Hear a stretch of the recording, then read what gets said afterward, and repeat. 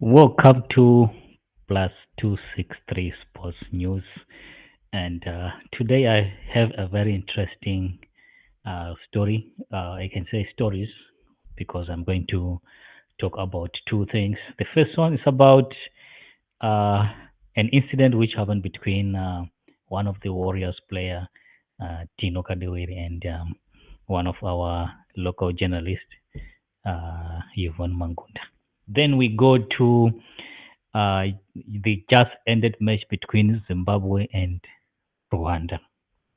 Okay, so dunia za tinazo nasi hizo and on social media, a lot of people are sharing their opinions, and some they are not happy, some they are happy, and different side of stories coming out. And today I'm going to talk about the incident between Tino Kadewere and Yvonne Mankonda. So, if you go on social media, this is one of the stories which is making some waves. And I don't know what you think, guys, but from my side, if I'm looking at it, it's something which we need to admit that from Tino Kadewere's side, this was unprofessional.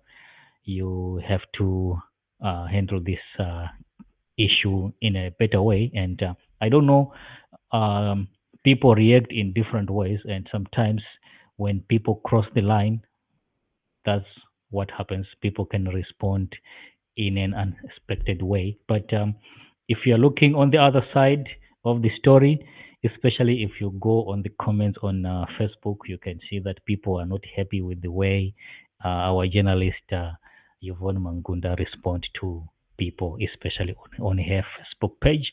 So these are some of the things uh, which I have seen that uh, there's something which is happening not only from this story, but from time back coming to this incident.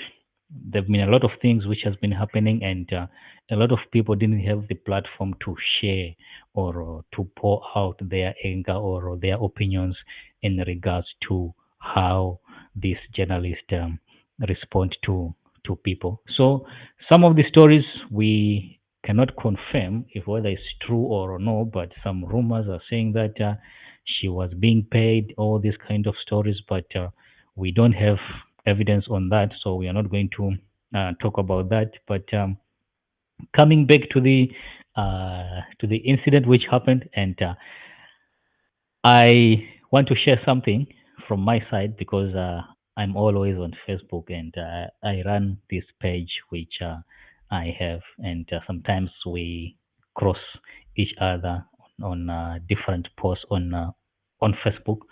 So she blocked me actually, and I don't know what was the reason, but I think that sometimes when you share a post, some people they share different opinions to what you have shared, and at the end of the day, you see people react in different ways. Some they block you, some they'll start shouting at you, and all these kind of things. But from my side, I think I shared something different from what he has posted, and at the end of the day, I was blocked. And it's not only me; I counted a lot of people also on Facebook that the way the journalist respond to people, and sometimes people will be inquiring something, uh like you're asking for a fixture, or you want to know something about a certain player, and at the end of the day the response you get is not actually what you will be expecting. But these are some of the things, if we want to develop, if we want to learn something and take a step forward, these are some of the things which we need to go back and look at and sit down and see how best we can work out and resolve these issues, because we still have the chance to do so. We still have the platform to improve. Yes, people make mistakes, and sometimes I make mistakes also, but it's up to myself, it's up to me to look at what I have done and go back and see where I did good and where I did wrong, and try to improve on the opportunities which are there. But we are not going to talk much about it because this is much from person to person how they are going to react to what people are saying. And it may be true, it may not be true, but at the end of the day, it comes back to yourself. It comes back to herself. It comes back to Tino. It comes back to the journalist. But what I have seen also from my side is that a lot of journalists, especially sports journalists, they have turned into content creators.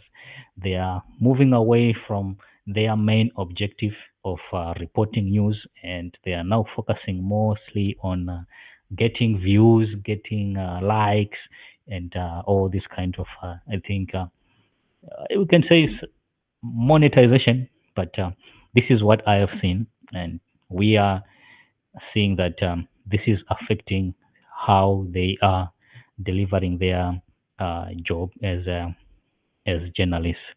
And also we look also at how we view other people also, because if you're a journalist it doesn't mean that you know everything, because most of the journalists they develop the passion for football or for sports because of the degree which they did, or of certain areas which they started to develop some interest. And we have people who developed interest in football because they were players. They played football, and some people started watching football from a young age.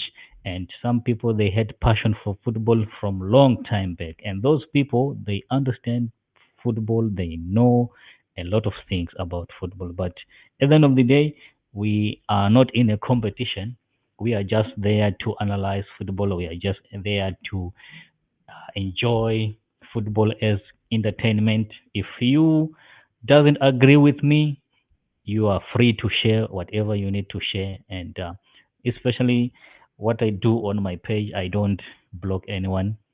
If you come with your own idea, you are sharing your own opinion. That's it. I accept. But the only things which I don't accept is when you start swearing at me. You are using bad words. Yes, you are crossing the line. Then I have to block you. But there's nothing wrong to be different from what you are saying. There's nothing wrong to share different opinions. And this is the reason why you are posting. You are posting for people to see and for people to comment. If you don't want people to comment, you have to block the comment section and let just people read, or let just people uh, watch your videos without commenting. And I'm not going to talk much about this story, and because a lot of people are frustrated already about this case. And now we are going to the game which was played today between Zimbabwe and Rwanda, and we lost again 1-0. So a few days back, Zimbabwe lost 1-0 to Benin, and again today we lost 1-0 to Rwanda. And again, as I always say, the problem of our football is not coming from the coach, is not coming from our players. We have a serious problem from the grassroots. We have a serious problem from the administration. These are the areas which we need to tackle first before we start criticizing Michael Nis. All right, and you can watch his interview yesterday where he was talking about the expectations. So you have to lower your expectations, because beyond what we think, there is nothing. And we are only looking at the players. We are only looking at Tino Kadewere not scoring, but Tino Kadewere doesn't play alone. He has other players. He has other 10 players which plays with him. And he needs support from those players. And if the whole team is not playing very well, why we are pinpointing only one person? And today we saw that we there was a different lineup which was there with a few inclusions of some players, and also we saw some players coming in also, and we didn't see much from them. All right, I know those players are not going to be criticized, because why? Because they are friends to certain journalists, I know. And some players because maybe they are not friends. Those are the people who are going to be on the front page and being criticized on social media and from uh, different journalists. But at the end of the day, we need to blame the whole team. We need to blame the whole team because it's not only one person, except for few exceptions, which we have to upload for doing a very good job. For example, today, if you see how Knowledge Msona was delivering set pieces, it was amazing. The only problem was the end product. Okay, the final third was not proper, and this is where we were failing. And if you look at it, we cannot say yes, he's Musona is old and all these kind of things. But if you look at it, he was playing much better, and we need to support not only him. We need to support the whole team. So with Michael Nice, I know Zifa may get pressure from stakeholders and try to fire him, but I don't think that that will bring any changes to our Warriors team performances. And I think we have the AFCON, which is coming up. I don't think this is the time to change the coach. Let him finish with the AFCON. And if there's any other developments of changing the coach, then this can be done after the AFCON. Or if we are serious about football, if we are serious about developing our football, we need to go back to the drawing board and address the root causes of our football problems. We have problems with the stadiums. Today, Zimbabwe was playing in South Africa. Do you think that people in South Africa were going to come to the stadium? Today is Tuesday. A lot of people were at work and the match was at 3 p.m. Maybe if it was played at night, it was going to be better. But the attendance today was very poor.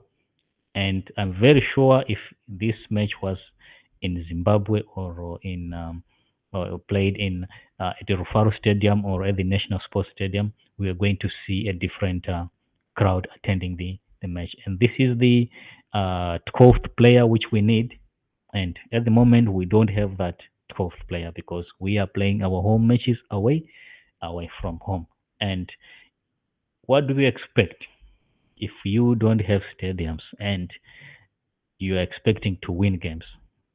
So this is a sign that something is not right. If you don't have a single stadium which is approved to host international matches, and you expect the team to perform much better. And again, you go back to the local league, you can see also the standards in our league. I'm going to come back with some videos which I'm going to show you certain videos, and you can see the standards that I don't know if the standards are there, but clubs are not following them or they are not there at all. So these are some of the things which we need to look at. And if you look our league, there's no man of the match award. Uh, we only have the coach of the month and player of the month, but we must have man of the match award for each and every game. If we don't have sponsors, we need to look for the sponsors. This is the um, job of the governing football governing body in our country to make sure that we have sponsors who can sponsor all these kind of awards. And these are the things which can motivate players, and these are the things which can put our football on the right platform. And also, we have a lot of things which we need to improve. Commentators, I've seen that a lot of people are complaining about commentators that they are not delivering as expected, and these are some of the areas where we need uh, to improve. But are we going to admit this is the first step? The first step is to admit that yes, things are not right. Then from there, we are going to say, okay, we admit that things are not right. What's the next step? Are we going to uh, go back on the drawing board and start working on those errors and correct them. And sometimes also we need to bring people who have passion about football. It's not all about five O levels for the ZIFA president. Yes, those are the qualifications which are required. Yes, maybe we are following the protocols, but at the end of the day, we may have people who doesn't have passion for football. They are just there because they have the qualifications for, uh, they have the O levels, or they have maybe other certificates which give them the platform, or that outstanding out of everyone. But at the end of the day, we need people who have passion with football. We need people who understand what we want, especially from the fans. Because if you are playing football, you're not only playing for yourself, you're playing for the fans, because we are there to support you. We are there to support our players. We are there to support whoever is leading us. And at the end of the day, it all come back to the drawing board. Where are we lacking, and are we serious about it? Are we going to solve these problems? I don't know when are we going to have a stadium which is going to be ready to host international matches. Maybe Chawanda Stadium, which is being constructed in Kwekwe.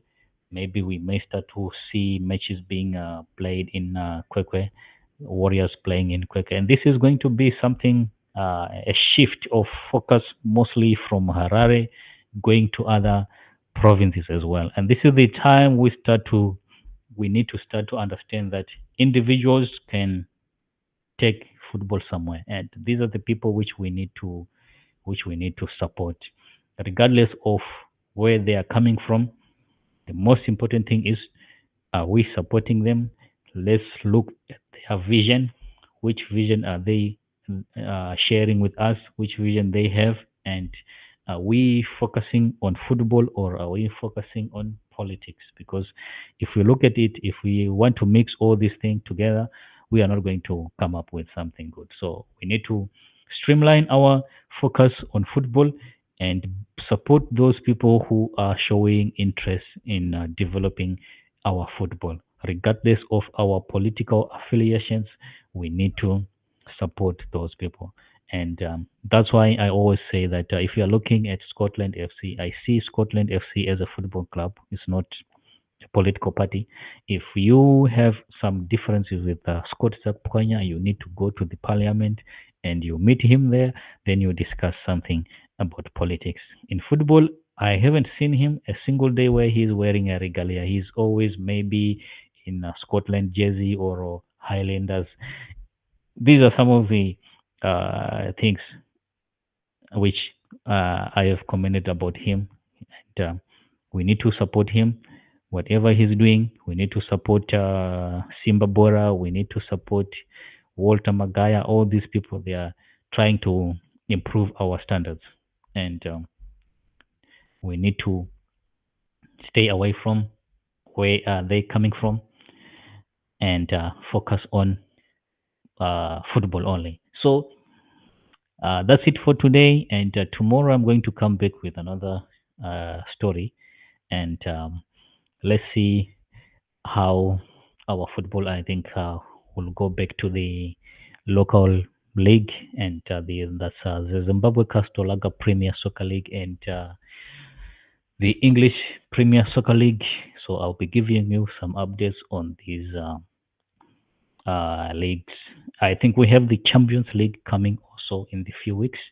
So stay tuned, and don't forget to follow my page, and also don't forget to subscribe to my YouTube channel. So it's the same name, 263 Sports News ZW. You can find it on Facebook and YouTube. You can find me also on TikTok